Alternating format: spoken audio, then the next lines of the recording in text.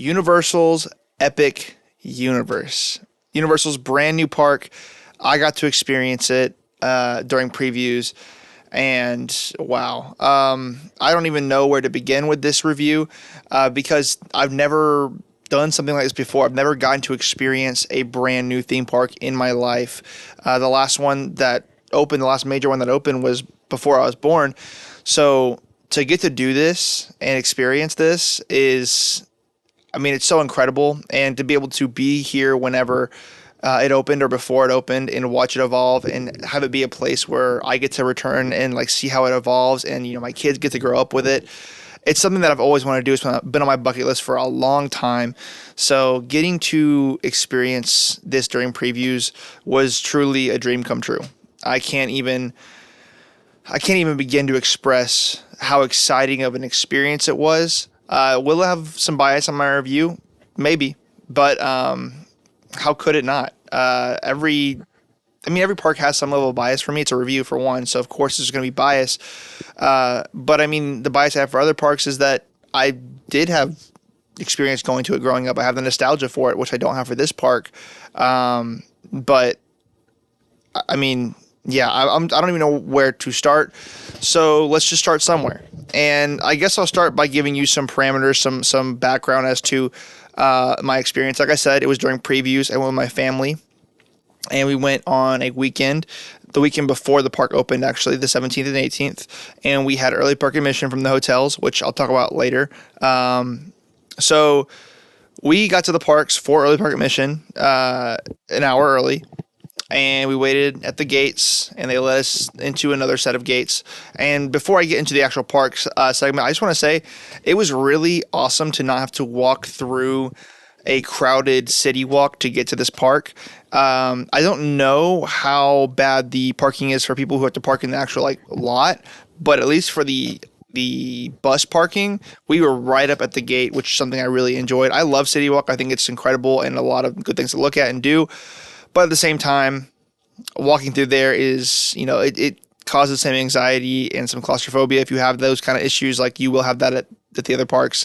And it's a longer walk, which is especially grueling on the way back. But this didn't have that. We walked pretty much straight to the front of the park. And so let's talk about the front of the park. Where you scan your ticket and where you go through security. Pretty much as soon as you get to that level or that area, you can see the Kronos. And so that's what I'm going to talk about first. The Kronos as an entrance is really cool, especially when the thing at the top is spinning. I think it's a little bit shorter than a lot of people, including myself, had expected. But still, I think it's a really awesome entrance to the park. As a marquee icon for the park, I mean, it's not going to compare to your Epcot ball or your Cinderella's Castle, or even your Islands of Adventure Tower or Universal Globe, really. But as an entrance, I think it is really cool. I don't have any real knocks on it. It's just that, it's a really cool thing that shows all the different worlds. I like it a lot. Not much more to say on that. As far as the entry experience, I do want to shout out quickly the security guard that was working there our first day, because he was so full of energy and was probably the best cast member I've ever gotten the privilege to meet or see or have experiences with. He was so interactive and just was keeping everybody excited to go to the park, and I thought that was really cool. So I just want to shout out that. But also the entry experience, as far as getting into the park, I do have one thing I want to talk about as far as a concern here, and that's that the security and the ticket desk is way too close. Where you scan in and the security is back to back. So I know there's going to be a lot of issues with congestion and traffic jams in that regard, because we didn't have an issue with it because we were towards the front, but only a few people can stand in between the scanners and the security. So I can only imagine how that's going to affect me in the future, and also the people that were there when we went. They do have the face scanners, so if you have an account and you've been before, all you have to do is scan your face, not your ticket. But if you haven't been, you'll have to scan your ticket and then scan your face, and you'll never have to scan your ticket again, which is pretty cool. But once you actually enter through the park, they let early park admission people and the normal guests into the park at the same time. So they can all wait out of land. They just can't go into the areas that are deemed for early park admission, which during our day was Monsters Dark Universe, which was not the case the other days. It's supposed to be Nintendo World, but because everything was down, they moved it to Dark Universe, which is another thing I want to bring up. On both of my days at the park, both Donkey Kong, Minecraft Madness, and the Curse of the Werewolf attraction were down. So I didn't get to experience either of those two attractions, so I cannot speak on either of those things.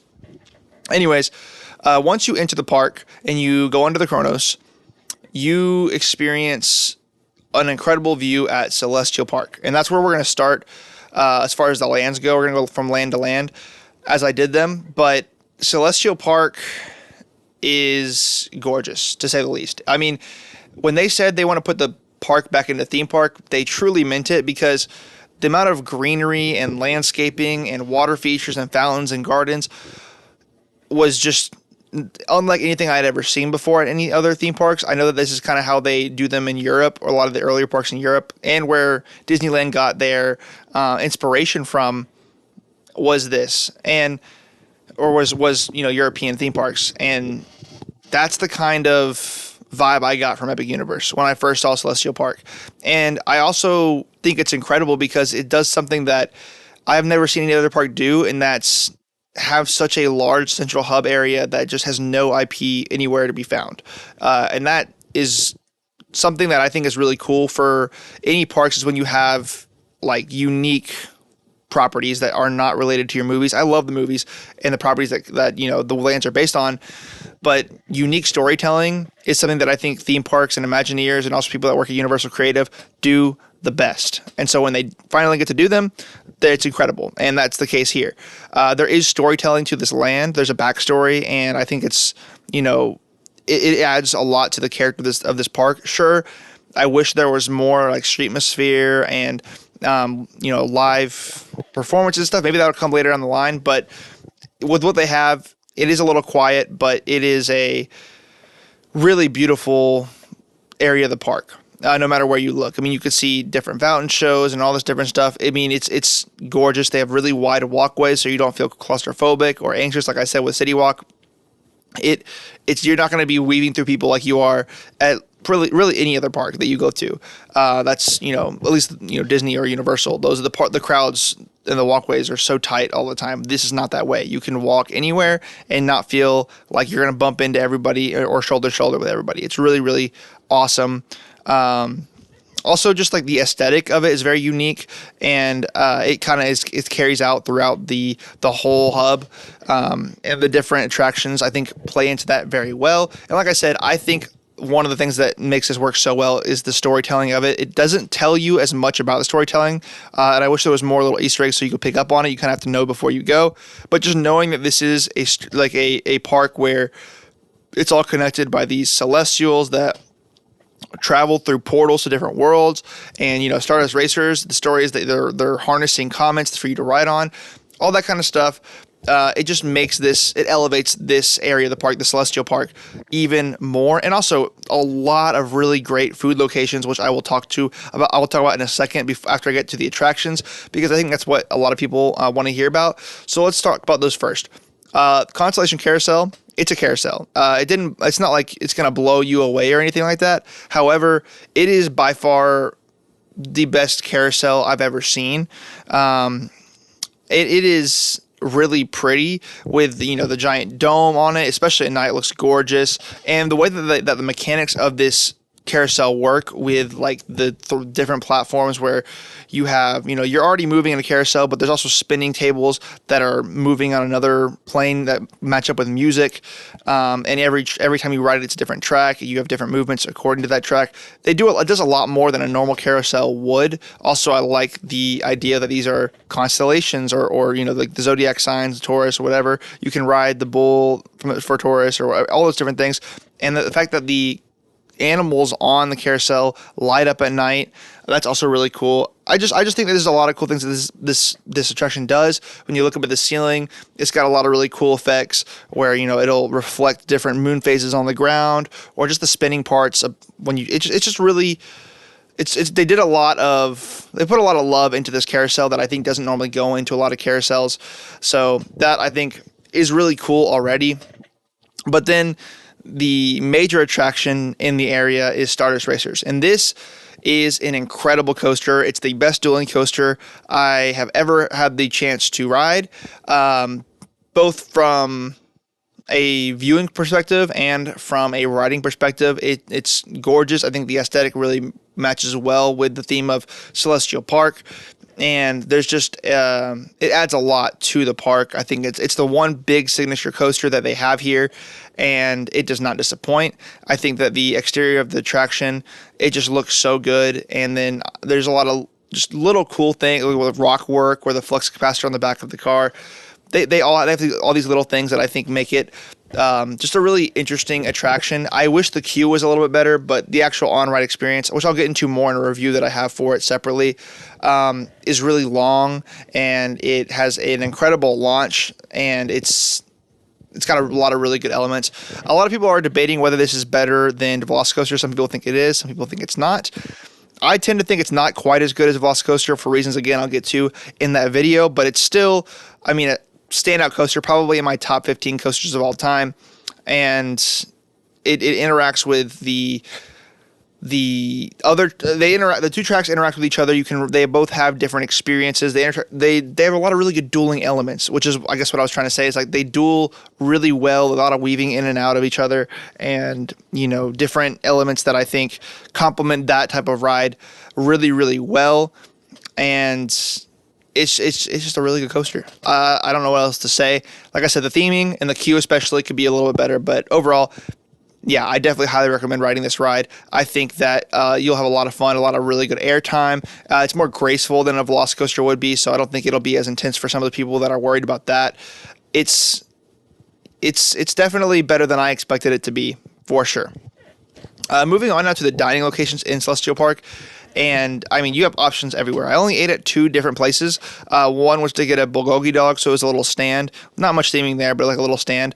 And the other was Pizza Moon, which I'll talk about in a second. But first, I want to say a lot of the options here at Epic Universe, not just in Celestial Park, but Epic Universe, are more adventurous, which I like personally as someone who likes more interesting things to eat than just cheeseburgers and chicken tenders at a theme park.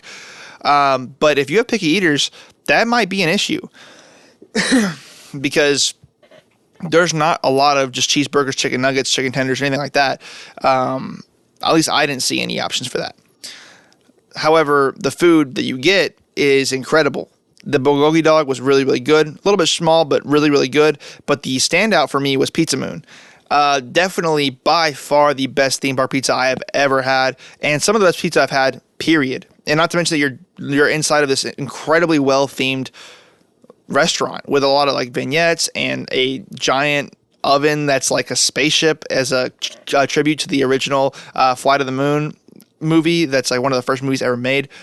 It is an incredible restaurant, and every single pizza that I tried there was awesome. You get actually a really good amount for the amount that you pay. And yeah, the ube crust pizza is my favorite. That was just absolutely fantastic. So, I think that's all I want to say about Celestial Park, other than, well, at night, it also looks incredible. I'll say that. A lot of the places I didn't get to experience at night, but I did get to see Celestial Park at night. Stardust Racers I did not get to see run at night because it was too short of a wait for it to run into the nighttime. But I have heard that the way that the lighting package works is that the actual trains light up, and it makes it look like there's comets racing through the sky. That's awesome. I think that's so cool. But we're going to move on now to the first portal that we went to, and that was Dark Universe. And this was the portal that I was the most anticipating because I love the classic horror monsters. It's one of my all-time favorite things that I watched as a kid. I watched them. My parents probably shouldn't have let me watch these movies as a kid, but they did. And I grew up with them. I love that they actually finally did something with the horror monsters other than just have them at Halloween Horror Nights, because I think it's a huge part of Universal's history, and now they have their own space. And it did not disappoint. For one, the portal is probably my favorite portal of all of them. I think that the outside of it and also just going through it works the best. I think it looks really, really cool. And all the portals, like I said, are awesome. The way that they work, it makes it really easy to navigate this park. which I probably should have gotten to in my Celestial Park segment, but I'm a little bit all over the place. This park is really super easy to navigate. All of the portals are in their own little designated areas. They do dead end, which I'm still iffy on, the fact that it's not as interconnected, but we'll see how that ends up working when there's larger crowds. But they're super easy to navigate, super quick to get from one place to the other. Anyways, back to Dark Universe, first place we went, and yeah, at the first sight, that reveal is kind of when I realized, like, oh, this park is like the level of detail that the Harry Potter world got across the whole park. Because when I walked into Dark Universe, it was it was like spooky and eerie and all of this stuff with the graveyards and all this other stuff. But when I saw the Frankenstein Manor, I was like, whoa, that might be the coolest exterior of a ride I've ever seen in my whole life. I think it's incredible. It's so imposing, and it adds so much to this land, and feeling the energy from this land all go up to that castle or that manor at certain parts whenever they have that effect where the electricity goes through the castle and it pulls all the electricity through the lands and everything's flickering. Such a cool effect, and it's what we saw immediately. We walked in and it was doing that effect, and I was like, oh my gosh, this is crazy. And I remember the first thing we actually went to in this land was the bathroom, because my dad had to use a restroom, and the bathrooms were incredibly themed, which, I mean, I know it's kind of weird, but they had silhouettes of people that had like died, and they had the different the signs for male or female was Frankenstein's monster and Bride of Frankenstein. And then the toilets were black, which was like super interesting that they had black toilets for Dark Universe to fit the theme. Small thing, but those kind of details matter, I think, a lot. And that level of detail carried out throughout the whole land. Like I said, I did not get to experience Curse of the Werewolf. If it would have been running, I think it would have added a lot of cool kinetic energy to this land that it might have been missing a little bit of. And there was, further back you go, there's more. There's a burning blade that catches on fire. It's like a windmill that catches on fire, and it's like this restaurant where you can go in and get cool drinks and food. And there's like monster hunters in there with different taxidermy heads of monsters. It just all felt like I was immersed in this town of Darkmoor. And it had its own story to play. There was a lot of different things going on, and little pieces of information where you could pick up what is going on in Darkmoor. What did these people in this village experience? And the more interactions you have, the better you get to know that story. And I think that was something that was really, really cool about this land. And it is a smaller land, so it is probably, I think it definitely is the smallest land in the park, but I think they did a lot of really good things with it. I think they could add more, and they should add more, but I think there's more they're kind of testing the waters to see if a kind of scary-ish land would work with families that are going to come to this park. And I think that from at least when I was there, I think it's going to work. I think people are really excited for it. But let's talk about the Burning Blade, since I already talked about it a little bit. That's a windmill from the Frankenstein movie, the original Frankenstein movie, and it catches on fire every 15 minutes. It's an awesome effect.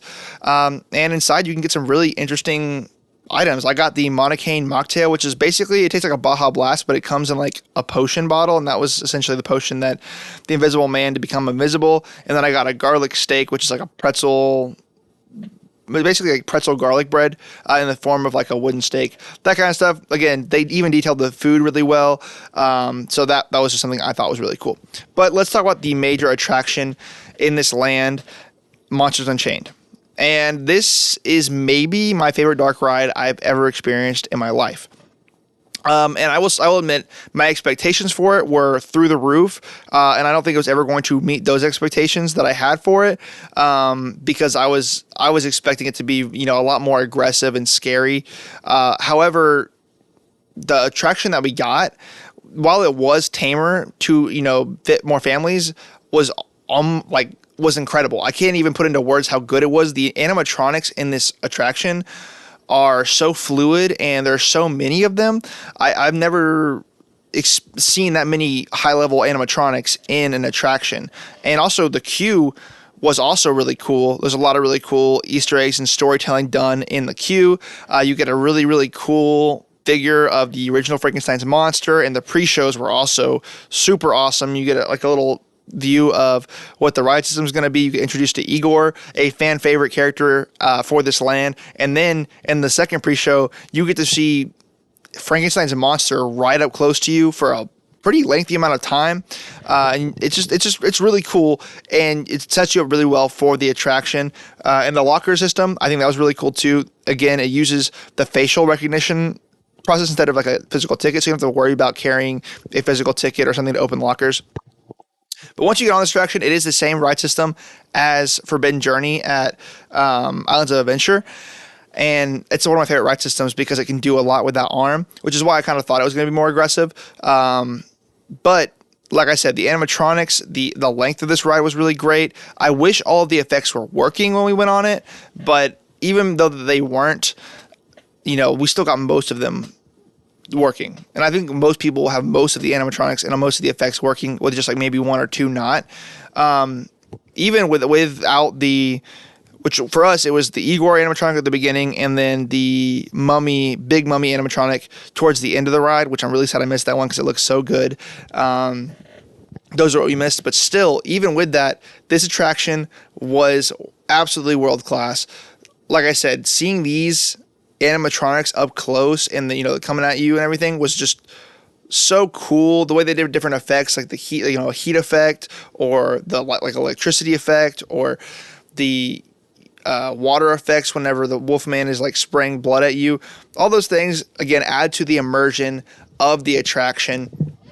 And I was so impressed with it. At first I was a little disappointed, like I said, because it didn't meet those crazy expectations I had. But every time I rode it again, the more I rode it, the more I fell in love with it. And it's like, how could I be disappointed in an attraction like this? It's got so many different characters in it, so many different animatronics in it.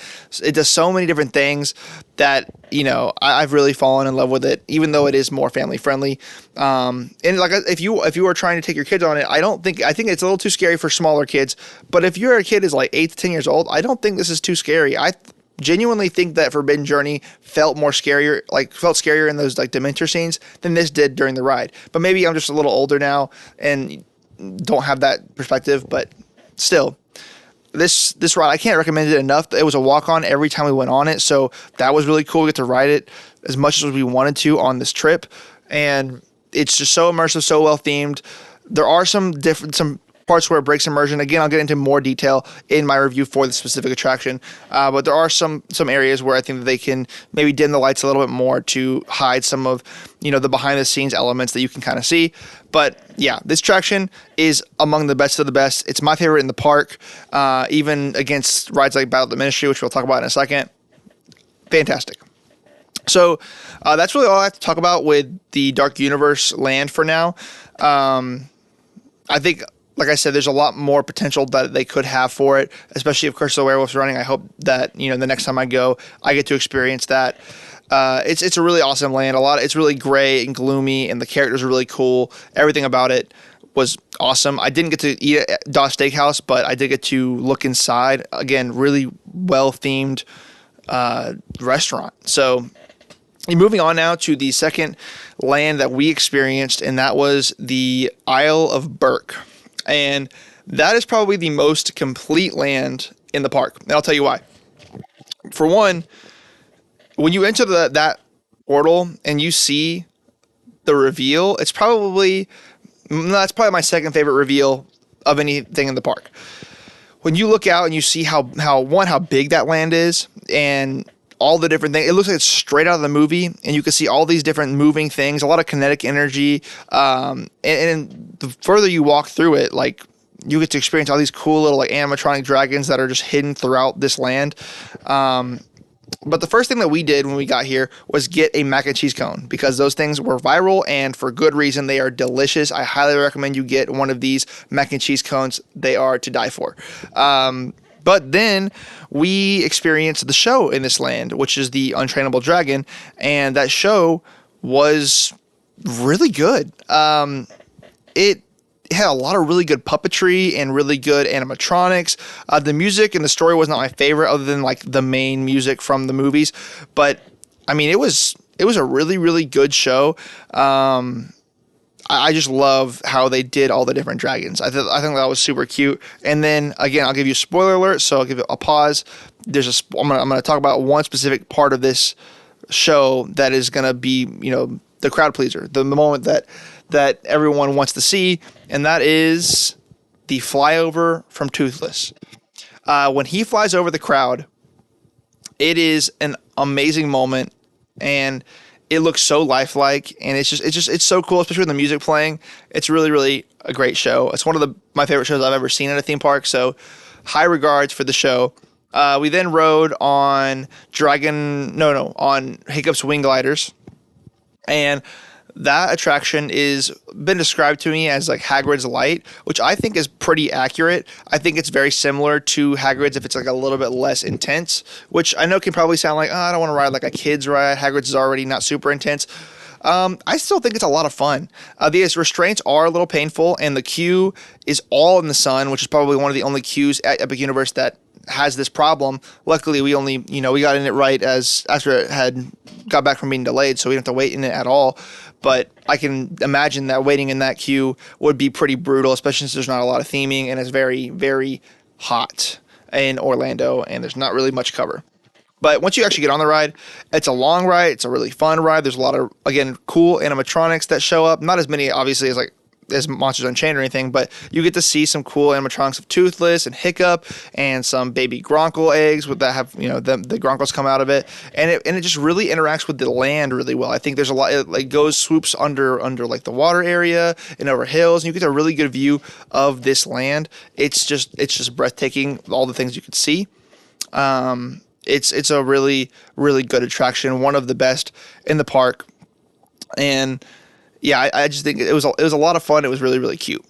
Moving on now to the Dragon Racers Rally, and that's basically I don't remember what this attraction is called, but essentially you can make it as mild or as intense as you want, because you're basically in these little like plane things. You can flap the wings and make an inversion. The only thing I'll say is this attraction is way too short. It only does like 3 laps or 4 laps. I don't forget how many laps it does. But it is, you barely have time to get any inversions in. I did get one in. None of my family did. But it was a lot of fun for the time that I was there. But it was not a lot of time to do very, very much. But what I had there was fun. And then also the other attraction in this land is Fire Drill. And that was a cute little boat ride. It had a lot of different elements where you could shoot other boats and shoot different targets and get wet, basically to cool down. It wasn't my favorite attraction in the park. It added kinetic energy to the land, but I just wasn't a huge fan of it. I think maybe because we sat on the wrong side where we didn't get to shoot other boats or really get much of that kind of experience. I still had fun on it, but it's not like I'm going to talk about it extensively here because I thought it was pretty decent, but not my favorite. But yeah, the reason I say this is the most balanced land is because there's so many different types of attractions in this one area. You have shows, a thrill coaster, a flat ride, a water ride, and just a lot of characters, a lot of just really good food. And like I said, you get to see these little dragons everywhere. There's little hidden areas where you can get these really cool moments. You get to meet Toothless in this land, which I didn't do, but it had a long wait. So obviously kids and families are loving to do that. And I can imagine why it'd be a really, really cool moment. And from what I've seen, that meet and greet is really, really interesting and really immersive, and they really take their time with the people that they're talking to. So, yeah, this land ripped straight out of the movies, and then when you hear that soundtrack, the test flight, it's like, masterpiece. I love it. I'm so glad How to Train Your Dragon has a proper land because it deserved it. I love those movies, and I love this land. Moving on now to Wizarding Paris. This is home to only one ride in one show, which I do think is a little light for a Harry Potter land, but I feel like they've done a lot of Harry Potter at this point. I will say Wizarding Paris to me was obviously not as iconic as the lands at Universal or Islands of Adventure, because it's featured in Fantastic Beasts, which is not nearly as popular as Harry Potter. However, there are some really cool things in this land. And that is, for one, the Fantastic Beasts that are sprinkled throughout it. You could see the Mooncalves, the Nifflers. I forgot what the little twig guy is. those kind of things, those are all sprinkled throughout the land, which I think is really cool. And I think that this land is pretty cool in scale. The buildings are really, really tall. As far as Paris goes, it feels like a really cool rendition of Paris. And again, it's more walking room than the other Harry Potter lands as well, so it doesn't feel as crowded, which I really do like. But the standout of this land is obviously going to be Battle at the Ministry, which is like the headlining attraction for this park. And that attraction, I have a lot to say about it because we waited 4 hours to ride it. And then we waited 3.5 hours another day, the second day, to try to ride it before we got evacuated from the queue right before we rode it. So the waiting experience, you're going to wait a long time because I don't know if it's maybe this different now or in the future, but when we rode it, it just opened up in standby when it had been on a terrible virtual line queue system for a long time. And beggars can't be choosers because I wanted it to be a standby line, so I have to wait and hopefully I just have to hope that I get a really hard to get virtual queue. So I'm glad that they did go to standby queue, but man, was that a brutal wait.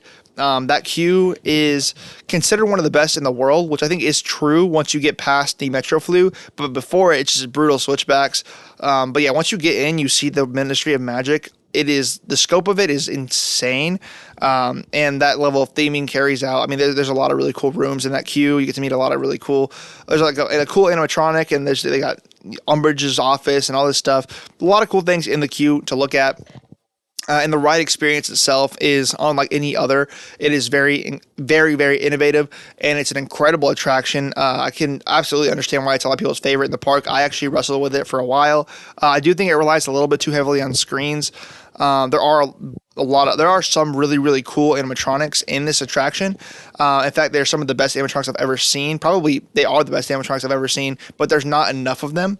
So I think that there's a little bit too reliant on screens, but I think the movement and the ride system and what they do here is like super innovative and awesome, and I really loved it. It's one of my favorite dark rides of all time. It's just like, it's mind-blowing. I had my jaw on the floor the whole time. So it's absolutely worth the wait. Well, at least the first time. I wouldn't wait 4 hours for pretty much really anything at this point, but it's worth a long wait, I will say. You're gonna not walk away disappointed. And then there's another attraction in this land, but it's a show, and that's the Cirque Arcanu, and that show is even better than the How to Train Your Dragon show. It is got some incredible puppetry and illusions and all this different thing, all these other things that make it so cool. I mean, you can imagine how cool a Harry Potter like circus, Fantastic Beasts type of circus show would be. It is exactly that. Like, you see some really cool Fantastic Beasts and other things that I think are going to blow you away. It's an awesome, awesome show. It does have a lot of delays. It delayed a lot for us. We actually had to go 4 times before we got to actually experience it. But once we did, I was like, wow, I understand why it breaks down so much because it's such a good attraction. Other than that, there's not much to say. I didn't do a lot. I didn't eat anything at the Wizarding Paris area. And I think that the big draw, like I said, was Battle of the Ministry, and that Ministry section is what makes this land so cool to me. Actual Wizarding Paris, like I said, it was probably my least favorite land of the trip. It was cool. It was huge, and it had a lot of cool like parts to it, but the IP of Fantastic Beasts is not as drawing to me. I love Harry Potter, but Fantastic Beasts just doesn't really draw me the same way. Those locations aren't as iconic to me, and they did the best with I mean, it looked like it came out of the movie, so they did the best they could with it. But I mean, it's not, like I said, it doesn't call to me as much, but it's still great. Still really, really great. The wand elements were not quite as good to me. Maybe it's just because I'm older and I don't appreciate the wand elements as much, but yeah, this land, it's big, and there's actually some good shade in this land with how tall the buildings are. So there's a lot to like about this land. I actually did get to see this land at night, and it was also really, really pretty. So yeah. And the last land that I have to talk about is the best land, and that is Nintendo World. Sure, there are other places that have this land, but I've never been to any of those. And when I got the reveal, when you go up the warp pipe and you hear the music and playing and everything, and then you get the reveal of all that is Nintendo Land, my jaw was on the floor, down the steps, but down the many, many stairs that there are in this land. My jaw was all the way down them. I mean, I could not believe how much kinetic energy and color and just love was put into this land. There's so much here to look at, to do. you get this power up bands, you get to play these interactive games, and just like all the different moving parts. I can't even put it into words because there's so much here. Everywhere you look, I mean, it looks like so many elements of the games are put into this. It's so cool. You see Peach's Castle, Bowser's Castle, or Bowser's Fortress, whichever you want to call it, Toadstool Cafe, Yoshi's Adventure, and then there's another portal to take you into Donkey Kong Country, which is the same level of just jaw-droppingly crazy awesomeness. Like, Nintendo Land is truly the best theme park land ever created in any park ever. And I believe that. I don't know if there's anything that's ever going to come close to that, because it's just, and the attractions in this are also really cool. Yoshi's Adventure, yeah, it's like a little people mover. It's a little short, and you are baking on the surface of the sun, but it's really cute. The queue is really cute, and it gives you a lot of really good views of this incredible land. The Mario Kart attraction, everyone told me that it wasn't that great. I thought it was incredible. I had probably some of the most fun I've had in the park on that attraction, and the queue is really great too. But the way it uses AR technology and in just like physical sets, it's just really, it's a lot of fun. It's a really fun ride, and I think it's it's probably my third favorite ride in the park after Monsters Unchained and Battle of the Ministry. So. Though I just think it uses physical sets and AR really, really well, and it's got some cool gaming aspects to it. It's a wonderful attraction that I think people are sleeping on too much. I didn't get to experience Donkey Kong Country, but it looked awesome. I heard it's short and rough, but just seeing it in the land at least was like, it brought so much energy to that land, and the music in both lands was like, dude, this is sick. Like hearing the drums from Donkey Kong and all the music from that, and Nintendo music from Mario and the other land, like it doesn't get any better than that. And I got to see this land at night as well. This is one of the other lands I got to see at night, and that was even more mind-boggling because it looks so good at night. There are a lot of stairs in this land, like I mentioned, but man, it is an incredible land. I went through Toadstool Cafe, super cute. Didn't eat there, but super adorable. I thought it was awesome the way that they the way that they had the different toads in there, and just the physical sets inside the restaurant itself was just so cute. Yeah, I'm struggling to put into words how I feel about this land because, I mean, I've never experienced a land like. The only time I can think of something similar is when I entered Diagon Alley for the first time, and that's kind of how I felt walking into Nintendo Land, but like times like 5, because I love Nintendo growing up. I grew up with a lot of Nintendo games, so seeing all of these characters and things that I didn't think they would ever be able to translate to a theme park, man, it almost brought a tear to my eye. I did try some food in this area. Actually in the Donkey Kong area, I tried the Donkey Kong float, whatever it was. I know it's like a viral, like almost like a Dole Whip type of thing. It was really good. And then just sitting in that land and drinking it was like awesome. The ride was closed, so no one was really in the land. So it was really just enjoyable to like just be around all this stuff. And they were testing it, so I actually got to see the minecart going, which I thought was really, really cool as well. So those are all the lands at Epic Universe.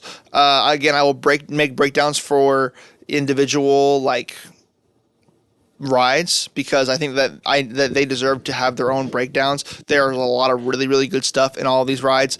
There's no like duds. Every attraction in this park was great.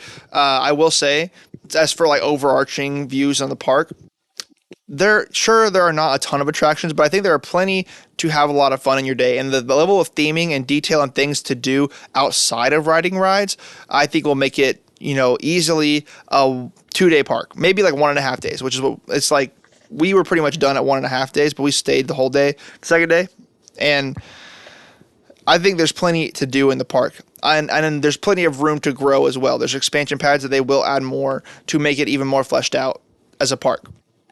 But yeah, I mean, it's also, people are complaining about the level of attractions, but it has the same level of attractions as like Animal Kingdom or some of the other Disney parks do. So I don't understand that. This park just opened, and those parks have been open for like 20 plus years.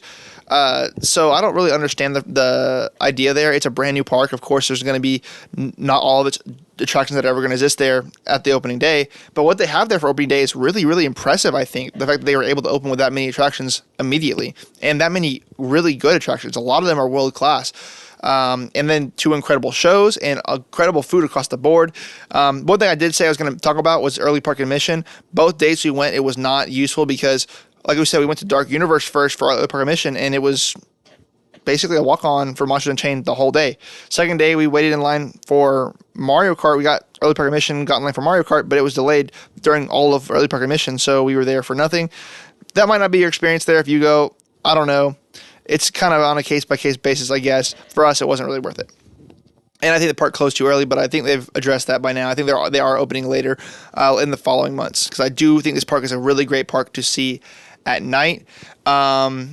As far as stairs, like I said, there's a lot of stairs throughout the whole park. A lot of people have mentioned that already. I don't think it's as bad as people make it out to be. It's not this terrible thing. But if you have like someone who's on a wheelchair, that might be a really big issue because you have to take these like side exit entrances and everything, which they do have ways to enter all these lands for wheelchair accessibility, but it's just a lot of elevators.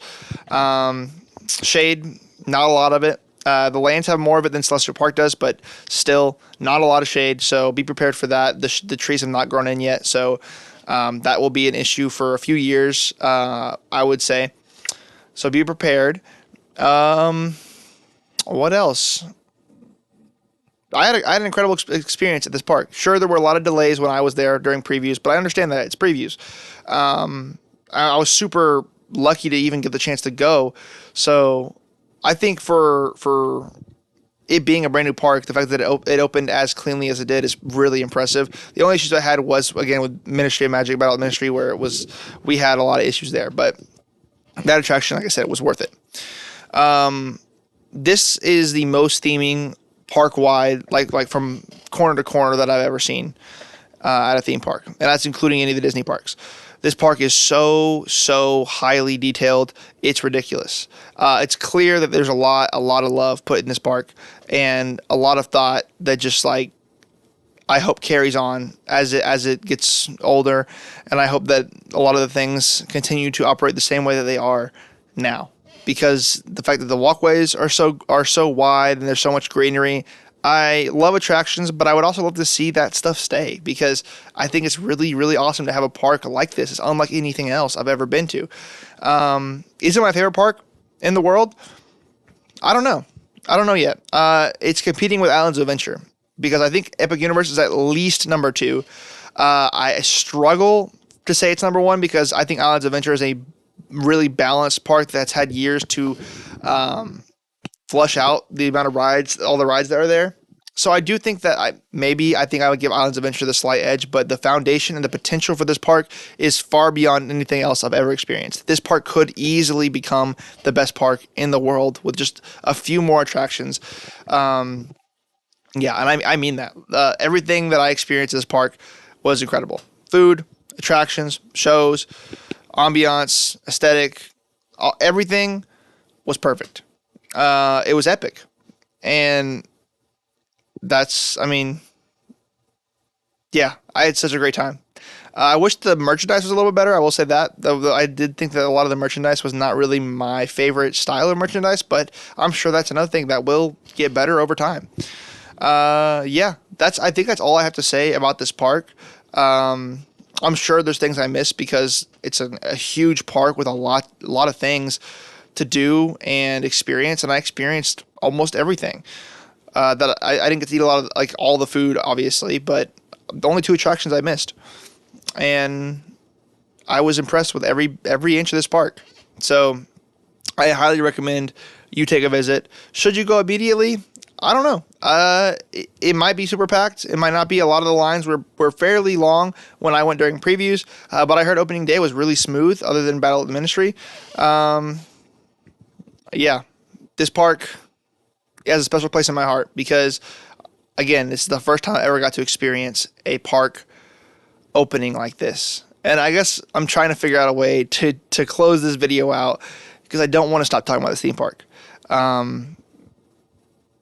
There's just so much. but I will get into a lot of it in my future ride reviews.